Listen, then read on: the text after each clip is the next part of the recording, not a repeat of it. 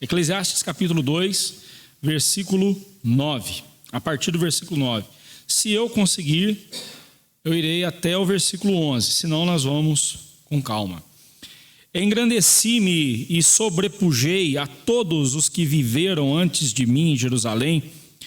Perseverou também comigo a minha sabedoria. Tudo quanto desejaram os meus olhos, não lhes neguei, nem privei o coração de alegria alguma, pois eu me alegrava com todas as minhas fadigas, e isso era a recompensa de todas elas. Considerei todas as obras que fizeram as minhas mãos, como também o trabalho que eu, com fadigas, havia feito. E eis que tudo era vaidade e correr atrás do vento, e nenhum proveito havia debaixo do sol. Deus eterno, eu quero, em nome de Cristo Jesus, pedir ao Senhor que nesse instante nos ajude a entender Tua palavra e a louvar ao Senhor com mais clareza, com mais conhecimento sobre a Tua vontade. Por isso mesmo, ó Deus, fale ao nosso coração, clamamos isso ao Senhor em nome de Jesus. Amém. Nós temos visto nesses 11 versículos, do versículo 1 ao versículo 11, o vazio dos prazeres. E vimos aqui alguns prazeres que Salomão se deu a fim de buscar sentido para a sua vida. Ele falou do prazer no entretenimento, prazer no vinho, prazer nos empreendimentos, e agora ele passa a nos mostrar no versículo 9 o vazio do prazer na autoglorificação. Autoglorificação. O homem busca o poder em qualquer lugar, em qualquer instância, em qualquer área da sociedade. Sempre você encontrará pessoas buscando o poder, querem o poder, desejam o poder. Se você dá a chave do almoxerifado para alguém, ele se torna o poderoso do almoxerifado. Não é assim? É desse jeito. O homem deseja o poder. É um dos desejos mais latentes no ser humano, não importando a posição em que ele ocupe. Seja um presidente da república, seja um chefe na seção, seja quem for. Ele busca o poder, ele busca se colocar acima dos demais. E Salomão não foi diferente. Tudo que ele disse até aqui revelou o seu desejo pelo poder, porque ele cria que tendo poder, tendo autoridade, ele poderia trazer tudo o que ele quisesse para si. Ele então acrescenta uma nota aqui no verso 9, dizendo assim: engrandeci-me e sobrepujei a todos os que viveram antes de mim em Jerusalém. Perseverou também comigo a minha sabedoria. O que ele está dizendo aqui é que ele se tornara o mais importante dos reis de Jerusalém. Já falei para vocês em outros domingos que a cidade de Jerusalém, antes de ser a cidade capital de Judá, de Israel, Jerusalém antigamente era chamada de Jebus ou de Salém. E tivemos, lá em Gênesis, por exemplo, nós temos Matusalém como rei de Salém. E outros reis vieram depois na cidade de Jebus, que depois se tornou Jerusalém. E então Salomão diz assim: eu me sobrepujei, eu fui o maior, eu me engrandeci acima de todos os outros reis que viveram aqui em Jerusalém. E comigo perseverou a minha sabedoria.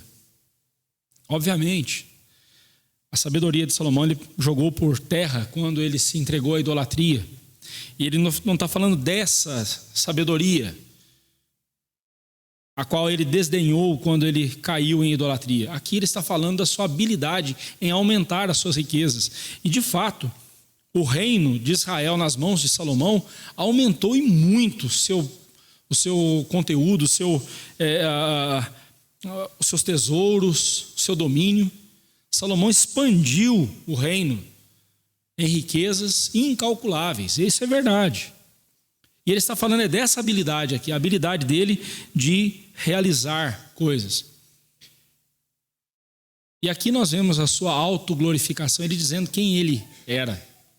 Ele era o maior dos reis de Israel, não teve nenhum rei tão grande quanto ele. Ele era o mais sábio dos reis, o mais esperto dos reis, o mais inteligente dos reis, que expandiu o seu domínio e ficou muito rico. Deus dera tão grande sabedoria a Salomão, mas ele comportou-se como o mais estulto dos homens, pois durante a sua vida ele não considerou Deus em seus caminhos.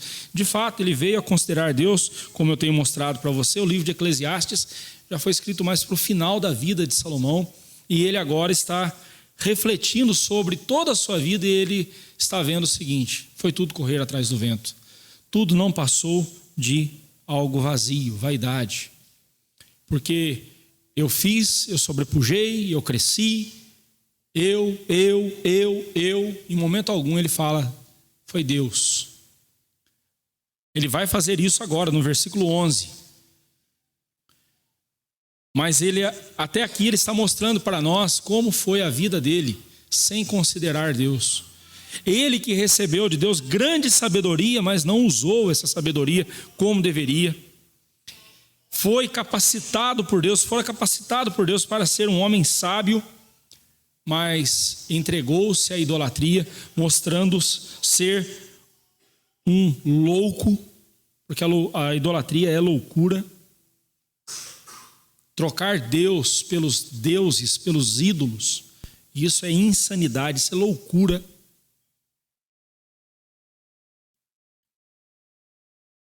Salomão entregara-se ao prazer de ser reconhecido como poderoso e acreditava isso a si mesmo. Eu me engrandeci, eu sobrepujei a minha sabedoria. Observe as palavras dele. O tempo todo ele foi um homem que buscou glórias para si. Quanta loucura! Salomão agiu bem parecido com os reis ímpios que viveram antes dele. Todo rei, se você olhar na história da humanidade, você vai ver que todo rei sempre sonhou em ser o rei dos reis, ou ser o rei de outros reis. É daí que surgem os impérios. Os impérios sempre foram construídos, o imperador, ele regia, e debaixo de sua regência tinha vários reis. O imperador dominava e debaixo do seu cetro estavam vários reinos com seus reis. Alguns impérios usavam a técnica da vassalagem, outros usavam outras técnicas de domínio, mas é próprio do ser humano. Hoje nós vemos isso muito parecido com aquelas reuniões do G20, e quanto menor o número, você vai mostrando mais a grandeza, da pessoa. G20, G10, o grupo dos 20 países mais desenvolvidos, dos 20 países mais ricos. G10, agora estamos falando dos 10 países mais poderosos. G7, G5. E assim eles vão diminuindo o número e vão mostrando quem é que é o país mais poderoso. E aí, de vez em quando, convido o Brasil para participar de um desses como ouvinte. Você vai ficar quietinho lá no fundo, ouvindo a nossa assembleia, ouvindo o que nós estamos falando aqui. Você vai ficar quietinho aí no fundo. Porque quem manda aqui é este ou aquele país. Não é assim? O que é isso, senão a autoglorificação? O ser humano buscando glória e usurpar a glória de Deus para si. Quem é o único que merece toda a glória? Quem é o único que é todo poderoso? Quem é o único que deve ser adorado? Quem é o único que deve ser reconhecido como o Rei dos Reis? Jesus, Deus. Não é? A autoglorificação, às vezes, ela manifesta-se abertamente quando a pessoa exige ser reconhecida pelos outros. Estou falando aqui dos poderosos, mas vamos falar da gente? Vamos falar aqui do nosso nível, da ralé, Vamos falar de nós aqui. da plebe, né? Tem os reis, a plebe, né? Então, vamos falar dos plebeus, vamos falar de nós aqui. A autoglorificação, muitas vezes, ela é constatada em nossa vida quando nós exigimos o reconhecimento dos outros. Quando exigimos o aplauso pelos feitos que fizemos, pelas coisas que realizamos, pelos dons que temos, pelas habilidades que demonstramos ter. E devemos ser aclamados pelas pessoas e chamados pelos nossos títulos. Tem gente que não gosta nem de ouvir o próprio nome. Você tem que falar doutor fulano de tal. Doutora fulano de tal. Não é assim? Tem gente que é desse jeito. Quanto mais arrogante é o cidadão, mais ele exige.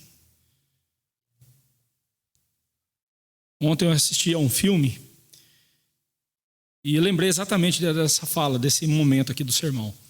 Era um tribunal e quando o juiz vai entrar no recinto, alguém diz em alto e bom tom: coloquem-se de pé, o meritíssimo juiz, doutor fulano de tal, está entrando no recinto. Todo mundo se levanta. Né? Conheço alguns pastores que fazem questão de ser chamados de reverendos. Não me chame de pastor, me chame de reverendo.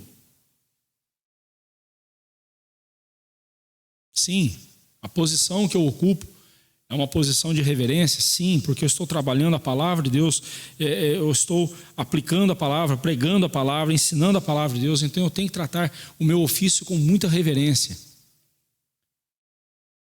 Mas não a minha pessoa. Eu sou apenas um pecador que recebeu de Deus o privilégio. Um privilégio tão grande de ser um pregador da palavra, um pastor da igreja dele. É honra para mim, sim, mas não sou eu que tenho que ser honrado. Quem tem que ser honrado é Jesus. Já vi em reuniões de presbitério, quando um pastor se dirigiu ao outro e chamou pelo nome, e ele falou assim: por favor, dirija-se a mim como reverendo. Uau! O que é isso, meus irmãos? O que é isso? Senão arrogância, soberba. Mas observe que sempre que eu falo desse assunto, eu gosto de ressaltar isso, é importante ressaltar isso, que a soberba e a timidez são dois lados da mesma moeda. O soberbo,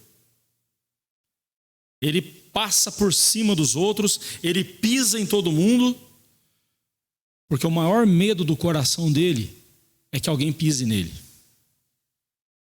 Então por isso ele sai pisando em todo mundo. Por isso ele exige aplausos, por isso ele exige reconhecimento, que ele seja ovacionado, ele seja aplaudido. Mas o tímido, ele age diferente, mas com a mesma motivação. O tímido, ele se recolhe, ele se fecha, ele parece que nem fala, nem respira direito, né? Quietinho ali. Por que ele faz isso? Agora é a motivação. A motivação do soberbo é ele não ser humilhado pelos outros, é ele não ser pisado pelos outros, então ele pisa em todo mundo. O tímido, ele não pisa em ninguém. Ele fica na dele. Por quê? Porque o que ele mais teme é que alguém pise nele. Exatamente a mesma motivação do soberbo. Só estão agindo de formas diferentes. São dois lados da mesma moeda, mas são o mesmo pecado. Preocupação demais consigo mesmo, amor próprio. Sabe essa história de amor próprio? Você tem que ter mais amor próprio e tudo mais. Isso aí nada mais é do que alguém dizendo para você: você precisa ser glorificado, você precisa de autoglorificação. O grande problema, pastor, mas há algum pecado em eu querer ser aplaudido? Há algum pecado nisso? algum pecado em eu querer ser reconhecido pelas pessoas. É tão bom quando a gente realiza alguma coisa e alguém vem dizer assim: puxa vida, parabéns pelo seu trabalho, foi muito bem feito. É gostoso, né? Mas se eu estou fazendo as coisas buscando somente isso, mostra que eu estou buscando a autoglorificação. Eu estou querendo ser glorificado pelos homens, glorificado pelas pessoas. E o grande problema com a autoglorificação é que ela nos faz desejar algo que é inferior e desprezar algo infinitamente superior. Algo inferior à glória dos homens, algo superior, infinitamente superior à glória de Deus. O seu coração, meu irmão, deseja a glória. O seu coração foi criado para almejar a glória, mas a glória de Deus. O pecado, porém, entrou no seu coração, entrou em nossa vida, quando Adão e Eva pecaram, entrou na existência humana e fez com que, e faz, não somente fez, mas ainda faz com que nós desejemos a glória dos homens. Por quê? Porque nós estamos separados de Deus por causa do pecado. O homem foi separado de Deus por causa do pecado. Então a única glória que o homem conhece é a glória humana. E ele acha que essa é a única glória que existe. Não é à toa que Paulo fala lá em Romanos que todos pecaram, e aí vem a versão revista e corrigida e faz uma tradução que eu acho mais apurada. Ela diz assim: e todos pecaram e destituídos estão da glória de Deus. Mas o nosso coração continua sedento por glória. Estamos destituídos da glória de Deus, estamos apartados da glória de Deus. Mas o nosso coração quer a glória, o nosso coração deseja a glória. Só que por não conhecer a glória de Deus, qualquer glória serve para nós. E aí a gente quer ser glorificado porque a gente quer se colocar acima do nosso semelhante. Porque se você me reconhece e me glorifica, eu estou acima de você. E quer terreno mais fértil para isso do que o poder? Eu vou abrir meu coração para você aqui agora, para que você ore pelo seu pastor, especificamente por isso. Ore por mim, para que eu jamais suba nesse púlpito com o desejo de ser visto por vocês, aplaudido por vocês, ovacionado por vocês. Que o meu compromisso seja com a glória de Deus, não com a minha glória pessoal. Ore por mim nesse sentido, para que eu não use desse santo ofício de forma carnal, de forma maligna. Pense comigo um pouquinho. Pense aqui comigo um pouquinho. Você fica em torno de 40 minutos, 50 minutos, às vezes 1 hora, né? Não vai chegar 1 hora hoje não. Mas você fica esse tempo todo aqui me ouvindo. E olha só, para um coração soberbo, esse lugar aqui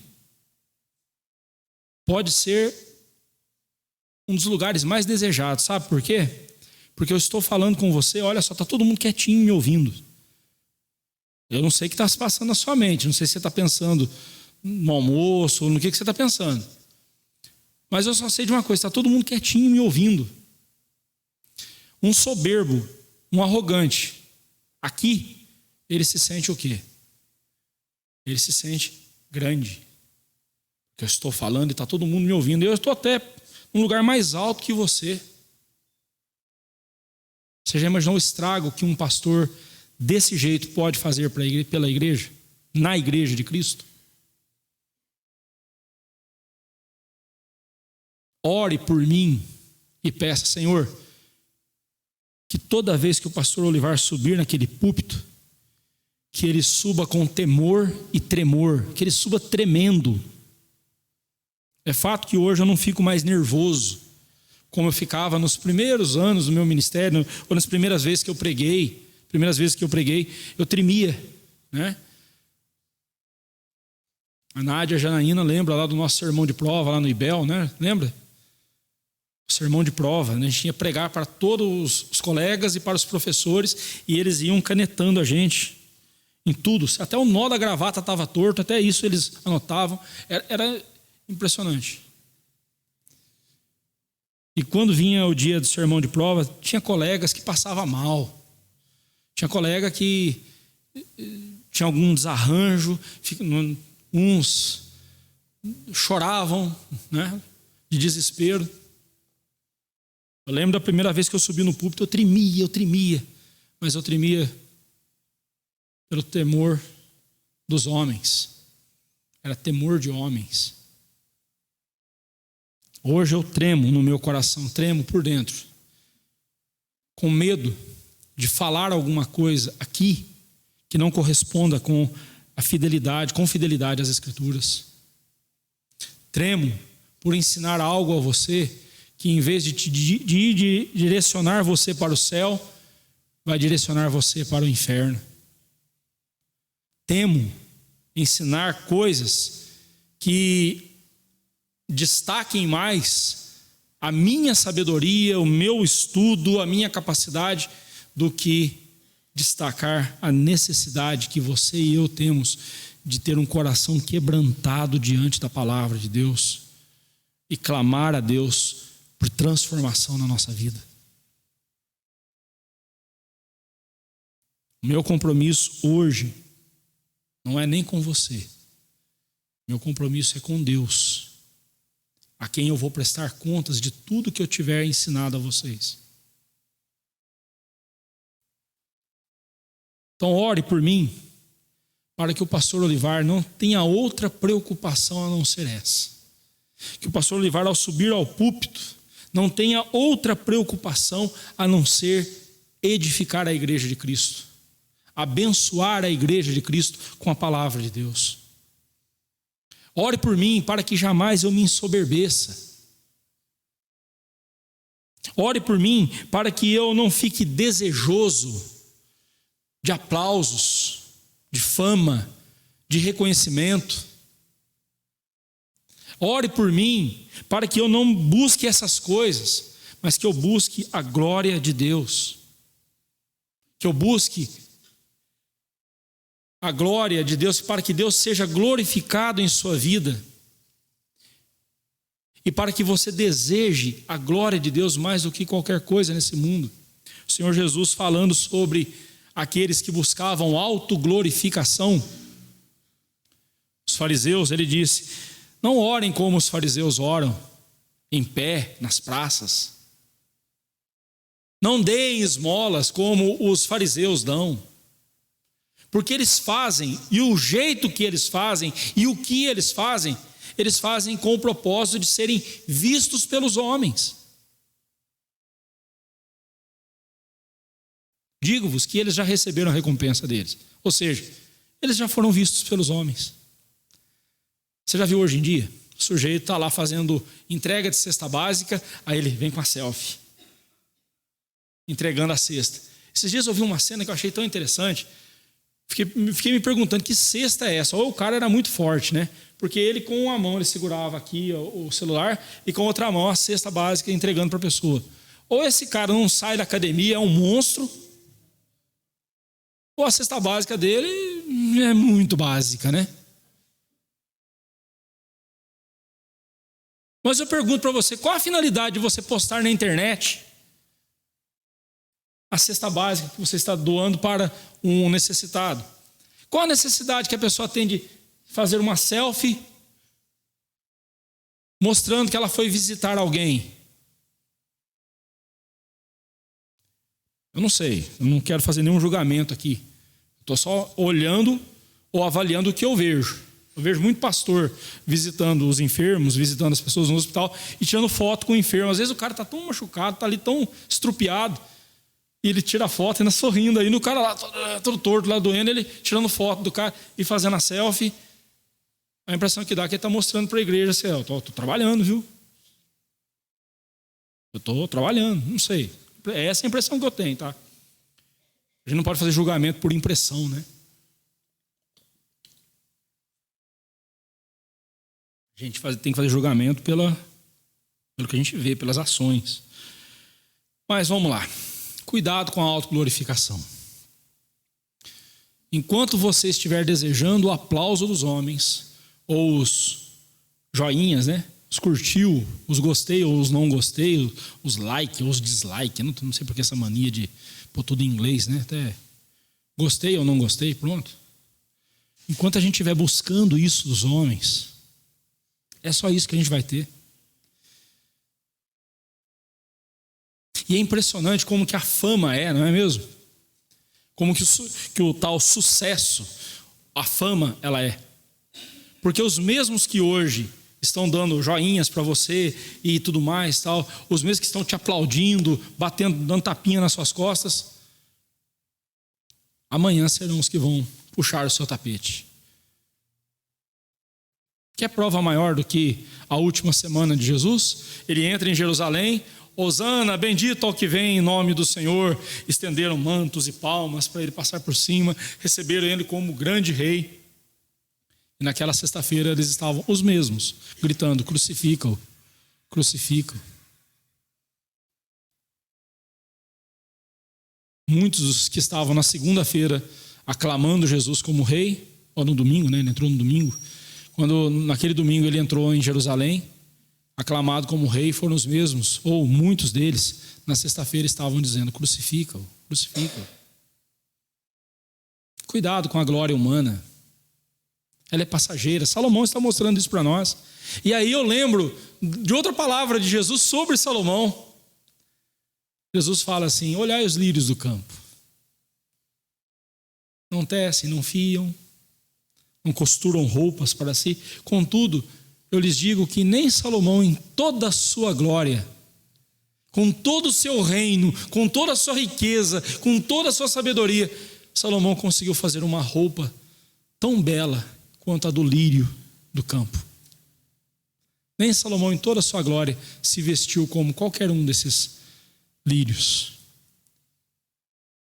Lembra que agora há pouco, na ceia do Senhor, eu falei sobre a simplicidade? Olha aí Jesus falando sobre a simplicidade. Salomão, com toda a sua glória, não foi tão belo quanto um lírio no campo, na sua simplicidade. Por quê? Quem fez a roupa do Salomão? Quem fez as vestimentas do Salomão? Foram os costureiros, os alfaiates daqueles dias. Ou seja, foram os seres humanos. Quem fez a roupa do lírio? Quem vestiu o lírio do campo de beleza? Foi Deus. Seu coração tem buscado o quê, meu irmão? Tem buscado essa autoglorificação? O seu coração tem buscado ser aplaudido pelos homens? Ou você teme que as pessoas não o aplaudam? Ou você morre de medo de fazer algo e ninguém perceber? De você realizar algo belo e ninguém dar valor? Eu falo para você que, como pregador, isso acontece muito comigo, viu? Eu me esmero, estudo, preparo, passo horas a fio preparando um sermão. Depois que eu escrevo todo o sermão, eu transformo ele em áudio e fico ouvindo aquele áudio a semana inteira para ir lapidando o sermão, para ir tirando alguma coisa. Não, isso aqui não precisa, ou vou acrescentar isso aqui, vou colocar isso aqui no sermão, isso aqui é importante, isso aqui não se faz importante, vou deixar de lado. E o que eu mais quero é que as pessoas, ao ouvirem a pregação, sejam abençoadas, sejam transformadas, sejam impactadas pela palavra de Deus, se submetam ao senhorio de Cristo através da sua palavra, sejam santificadas e caminhem rumo ao céu, onde está a glória que eles devem buscar.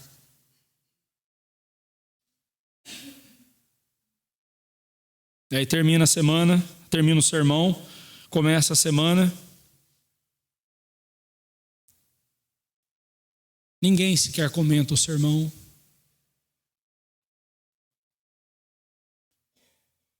Ninguém sequer manda uma mensagem dizendo: pastor, o que você quis dizer com aquilo? Ou fazendo uma pergunta: pastor, eu não entendi muito bem aquilo que você falou no sermão. Ninguém não. Tem um ou outro que faz isso. Eu não vou também ser injusto, né? Tem um ou outro que faz isso. E por vezes, meus irmãos, isso consumiu o meu coração. Consumia a minha alma. Porque a impressão que dava é que ninguém dava valor. Até que Deus me mostra, Deus corrige o meu coração e diga: Olivar, não é a você que eles têm que ver. Não é a você que eles têm que se dirigir.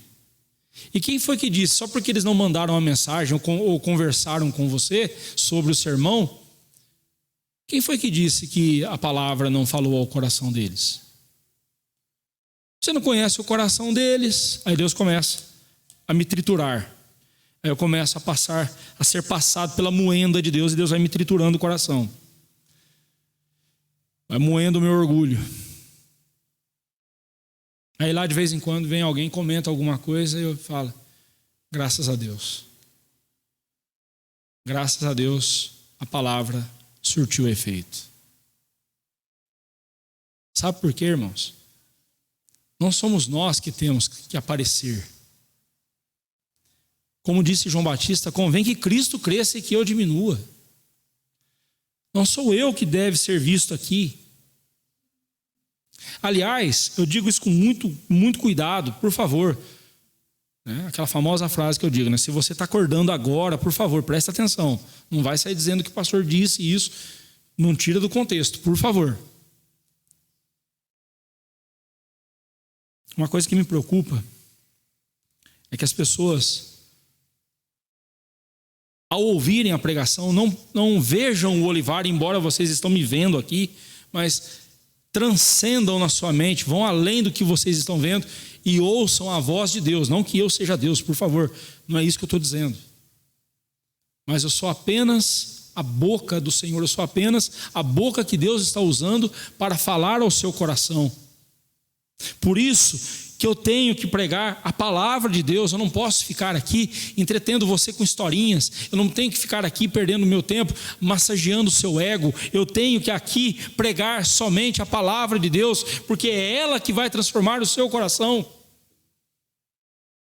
Mas a minha oração é para que você, ao me ouvir pregando, ao me ver aqui à frente, você transcenda na sua mente e você não fique ouvindo o Olivar falando, mas tome as palavras que aqui eu estou dizendo como a palavra de Deus, porque ela é a palavra de Deus. Eu estou aqui pregando a palavra do Senhor ao seu coração, porque é essa palavra que vai transformar o seu coração de glória em glória, até que um dia você esteja diante do Senhor nos céus, desfrutando da plena glória dele. Eu fico imaginando como vai ser isso. Meu Deus, eu não consigo nem imaginar.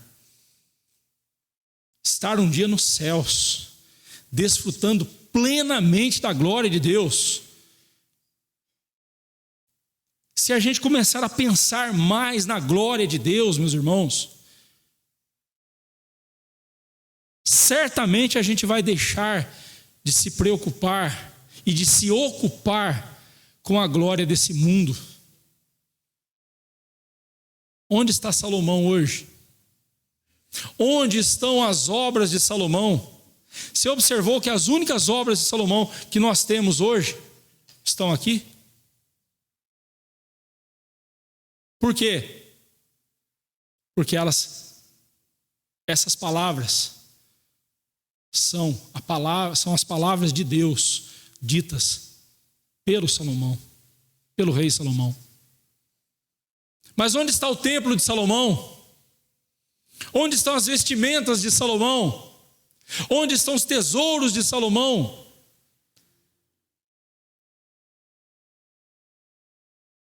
Quer prova maior do que essas? Quer provas maiores do que essas? De que a glória desse mundo vai como uma neblina, é vaidade, é vapor, não tem consistência. Quer prova maior do que essa?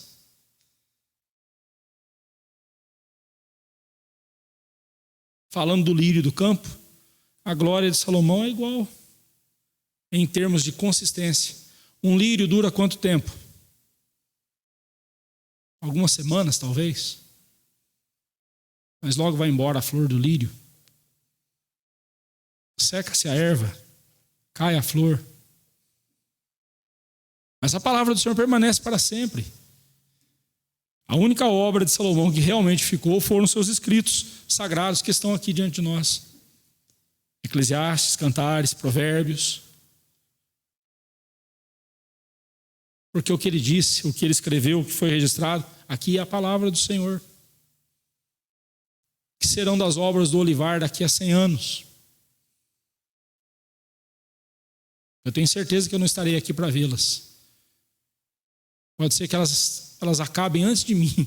Antes de eu morrer, elas acabem também. O que importa é a palavra de Deus. O que importa é a glória de Deus.